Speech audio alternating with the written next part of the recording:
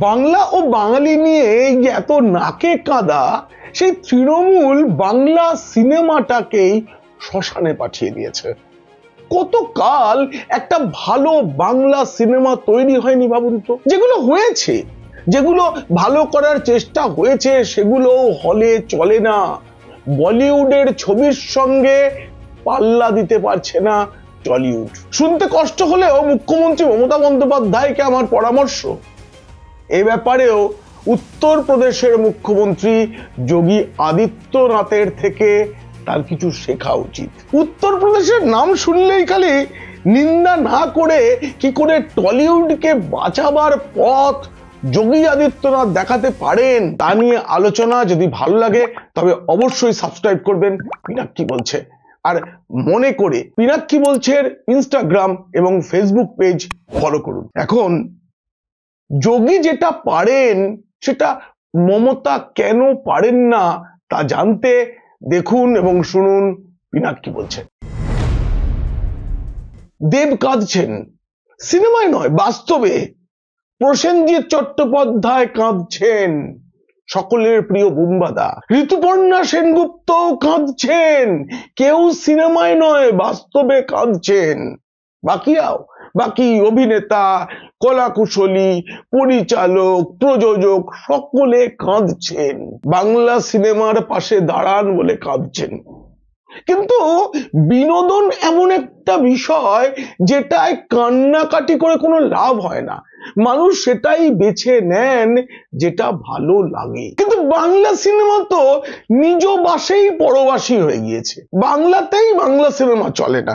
দেখবেন পরিযায়ী শ্রমিকের মতো তো আর বাংলা সিনেমা অন্য রাজ্যে চলে যেতে পারে না। তাও যায়, কিছু কিছু যাচ্ছে, সেসব কাহিনী আপনাদের শোনাবো।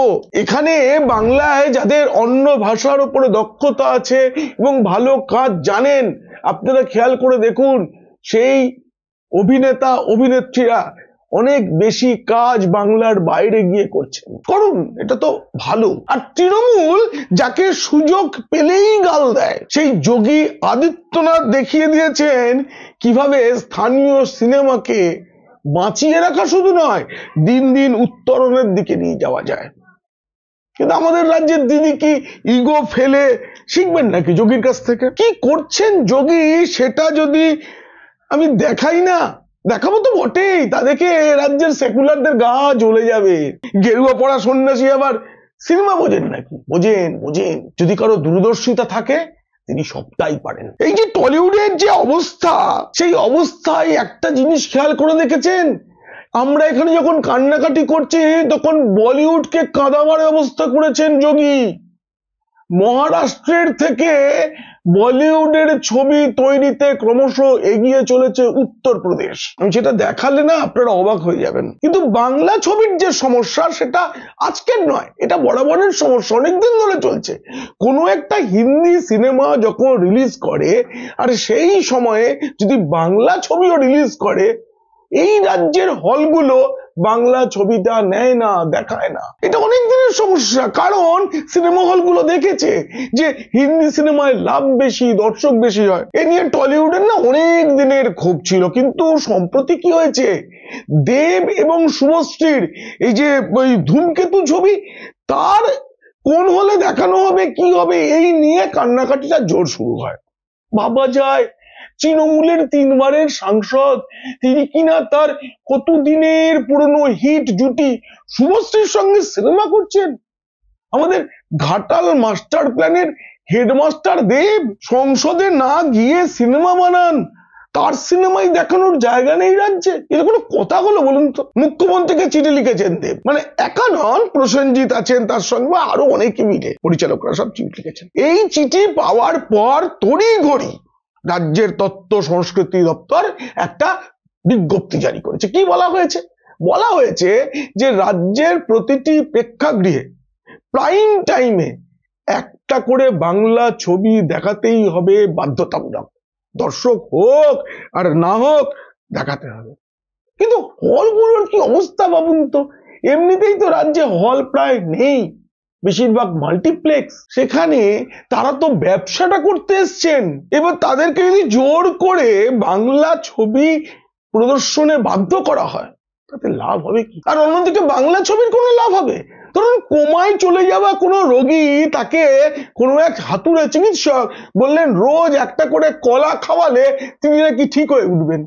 আরে কলা গেলাতে গিয়েই তো তিনি অক্কা যাবেন। আগে তো ভালো ছবি বানাতে হবে, কম খরচে কি করে ভালো ছবি বানানো যায় রাজ্যে সেটা শিখতে হবে, তবে বাংলা বাঁচবে, বাঙালি বাঁচবে, বাংলা ছবিও বাঁচবে। সেই কাজটা নিজের রাজ্যের জন্য করছেন যোগী। রাজ্যের যেসব ভাষা পিছিয়ে রয়েছে সেগুলোকে তুলে ধরতে নানা রকম সুবিধা দেওয়া শুরু করেছেন, তাতে কাজও হচ্ছে, অনেক কাজ হচ্ছে তাতে। তার উদাহরণ আমি দিচ্ছি। তার আগে আমাদের মুখ্যমন্ত্রীর দেখুন, তার না সব মহান মহান ভাবনা। বাংলা সিনেমাকেও তিনি নাকি বুথ স্তরে পৌঁছে দিতে চান। ওই আমাদের পাড়া আমাদের সরকার যেমন হচ্ছে না 10 লাখ টাকা করে, ওরকম সিনেমাকেও বুথ স্তরে পৌঁছে দেবেন। প্রসেনজিৎ একটা ভালো আইডিয়া করেছে, একটা মডেল করেছে।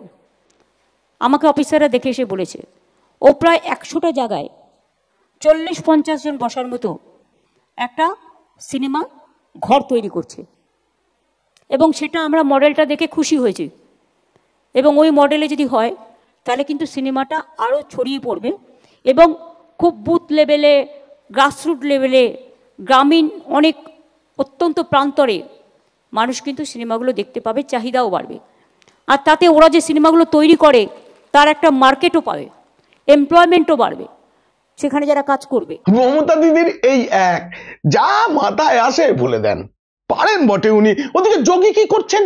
এমনি এমনি কিন্তু উত্তরপ্রদেশ তথা বাংলার মানুষও তাকে কর্মযোগী মনে করেন না, কারণ আছে। আপনারা যোগীর রাজ্যের ফিল্ম নীতির যে তালিকাটা সেটা একবার দেখুন। তাতে আওয়াধি, ব্রজ, বুন্দেলি এবং ভোজপুরি এইসব ভাষাও তো উত্তরপ্রদেশে বিভিন্ন জায়গায় রয়েছে। সেই সব ভাষার চলচ্চিত্রের জন্য মোট খরচের 50% ভর্তুকি দেয় রাজ্য সরকার। আর হিন্দি ছবির জন্য, হিন্দিও উত্তরপ্রদেশেরই ভাষা, হিন্দি ছবির জন্য মোট খরচের সর্বোচ্চ 25% ভর্তুকি দেওয়া হয়। আর অনেক সুবিধা আছে, আর অনেক সুবিধা আমি সেগুলো বলবো। তার আগে কয়েকটা সিনেমার পোস্টার দেখাই, আপনারা চিনতে পারবেন। এগুলো উত্তরপ্রদেশ সরকারের ফিল্ম বন্ধু প্রকল্প যেটা রয়েছে, মানে এই যে ভর্তুকির মাধ্যমে যে সিনেমা, সেই সিনেমা তৈরি হয়েছে এই ছবিগুলো। আপনারা পোস্টারগুলো দেখুন, সবকটা ছবিই হিট, সিনেমা হলেও চলেছে, আবার ওটিটিতেও রমরমিয়ে চলছে। শুধু সিনেমা নয়, ওয়েব সিরিজের ক্ষেত্রেও এক। আপনারা খেয়াল করে দেখবেন যত হিট ওয়েব সিরিজ সেগুলো উত্তরপ্রদেশের পটভূমিতে তৈরি হচ্ছে। কারণটা কি? শুটিংটা হচ্ছে উত্তরপ্রদেশে, তার ফলে যদি গল্পটা উত্তরপ্রদেশের পটভূমিতে তৈরি হয় তাহলে শুটিং এর অনেক সুবিধা, দৌড়াদৌড়ির প্রয়োজন নেই। কিন্তু বাংলায় একটা প্রথম শ্রেণীর ওয়েব সিরিজের নাম কেউ বলতে পারবে না যেটা দেখে মনে হয়েছে আহা কি দেখিলাম। তাহলে কি বাংলায় মেধা নেই? আছে, অন্য রাজ্যের তুলনায় হয়তো বেশি মেধা আছে আমাদের, কিন্তু বাংলায় মেধার জন্য পয়সা নেই, মাথার দাম নেই বাংলায়। তাই মেধাবীরাও দিন দিন পরিযায়ী হয়ে যাচ্ছেন। কত কর্মশ্রী দেবেন? মাসে 5,000 টাকা, যাদের দৈনিক কমপক্ষে 5,000 টাকা রোজগার করার মেধা রয়েছে, তারা কেন বসে থাকবেন? এখনই বহু মেধাবী বাঙালি উত্তরপ্রদেশ, মহারাষ্ট্রে তো বটেই, কিংবা দক্ষিণের সিনেমার কাজ করছেন। শুধু উত্তরপ্রদেশ নয়, উত্তরাখণ্ড, ওড়িশা, ঝাড়খণ্ড, হরিয়ানা, কেরলেও স্টেট স্পন্সর ফিল্ম পলিসি আছে। কিন্তু আমি উত্তরপ্রদেশের কথা কেন বলছি? তার কারণ একটাই, বারবার বলছি, এ রাজ্যের বিদ্বজ্জন, মানে যারা মাথা খাটিয়ে ওই কয়েক লাখ টাকা রোজগার করেন, তারা উত্তরপ্রদেশের নাম শুনলেন না নাক সেটকোন। ওটা একটা রাজ্য হলো? আমি বলি কি, সেখানে চলে যান, বেঁচে যাবেন। পুজোর সময় মাচা করে টাকা রোজগার করতে হবে না। বাংলায় তো আজকাল বিজ্ঞাপনের কাজও নেই, থাকলে 8 ঘন্টায় কত মজুরি পান বাংলার অভিনেতা অভিনেত্রীরা? জানি, আমি সবটা জানি। জীবনের বেশ কিছুটা সময় আমি অ্যাড এজেন্সিতেও কাজ করেছি, বাংলার কি অবস্থা জানা আছে। উত্তরপ্রদেশ সরকারের নীতি হচ্ছে, যদি কোনো সিনেমার শুটিং উত্তরপ্রদেশে হয়, মোট যতদিন শুটিং তার অর্ধেক সময়টা যদি ওই রাজ্যে হয় তাহলে 1 কোটি টাকা পর্যন্ত ভর্তুকি। আর যেসব ছবির শুটিং এর 2/3 সময় রাজ্যে খরচ হচ্ছে তাদের 2 কোটি টাকা পর্যন্ত ভর্তুকি। আর একবার একজন যদি এই নীতিতে, ফিল্ম বন্ধু নীতিতে কোনো চলচ্চিত্র প্রযোজক যদি ছবির কাজ করেন, এর পরে তিনি পরের পর যখন ছবি করতে থাকবেন তখন 3,75,00,000 টাকা পর্যন্ত ভর্তুকি পেতে পারেন। উত্তরপ্রদেশ করেছে, আমরা ভাবতে পারি না। বাংলা ছবির পাশে দাঁড়াতে পারে না রাজ্য সরকার। একটা সময় তো বাংলায় এমন ব্যবস্থা ছিল। এই কাজের জন্যই তো বাম আমলে 1983 সালে তৈরি হয়েছিল West Bengal film development corporation limited. এখনো তার মাথায় সম্ভবত হরনাথ চক্রবর্তী আছেন পরিচালক। কিন্তু বাম আমলেও যেমন স্বজন পোষণ ছাড়া কিছু হয়নি, এখনো তাই। তা সত্ত্বেও অতীতে পশ্চিমবঙ্গ সরকার কিছু কিছু ছবির জন্য সরকারিভাবে গ্রান্ট দিত। আর এখন বাংলা সিনেমার নায়ক নায়িকাদের খালি ভোটের টিকিট দেওয়া হয়। আমি এক তরুণ পরিচালক সৌম্য সেনগুপ্তকে চিনি। তার বানানো ছবি মূলত ওটিটি প্ল্যাটফর্মেই আমি দেখেছি। তিনি 2022 সালে মুখ্যমন্ত্রী মমতা বন্দ্যোপাধ্যায়কে একটা চিঠি লিখেছিলেন। খুব কিছু চাওয়া ছিল না কিন্তু পরিচালক সৌম্যর।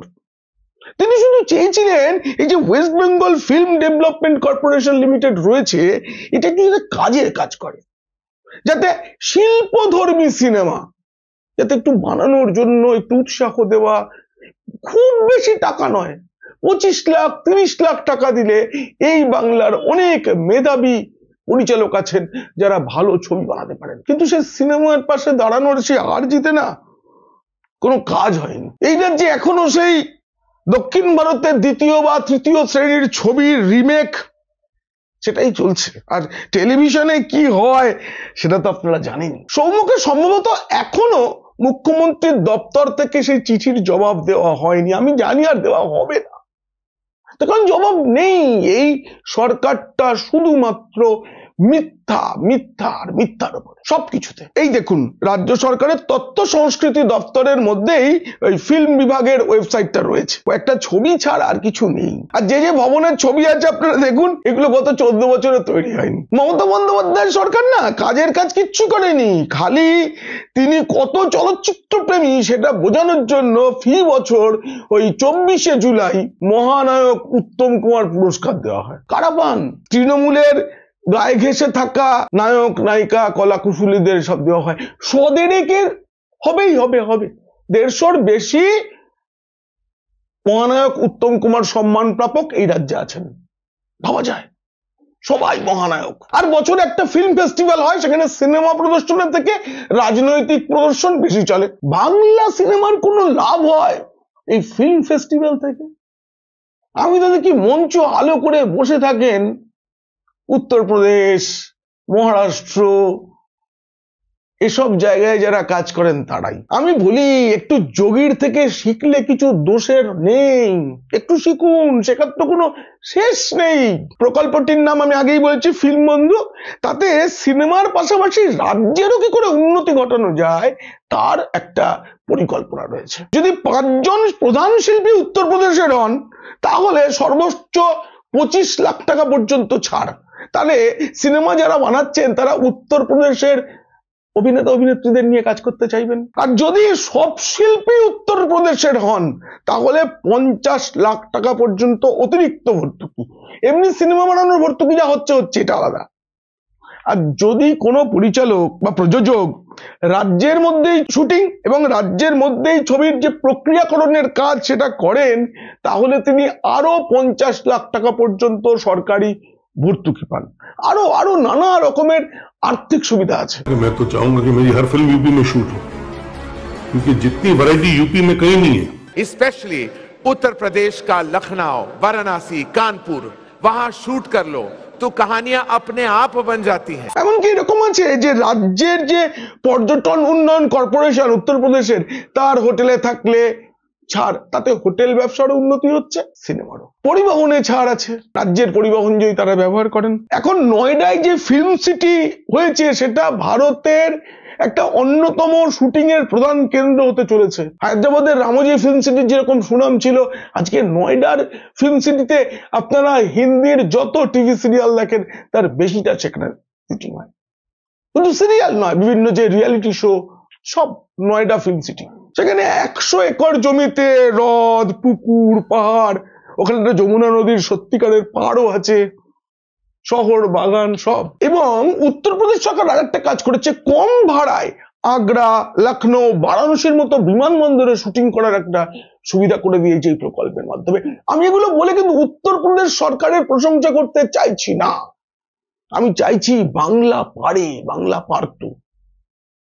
আমরা জয় বাংলা বলতাম। এই বাংলায় মরুভূমি ছাড়া সব আছে, পাহাড় আছে, সমুদ্র আছে, জঙ্গল আছে, কি নেই বলুন। অথচ দেব, শুভশ্রীরা এক একটা গান শুটিং করার জন্য লন্ডনে যান, স্কটল্যান্ডে যান। কেন যান জানেন?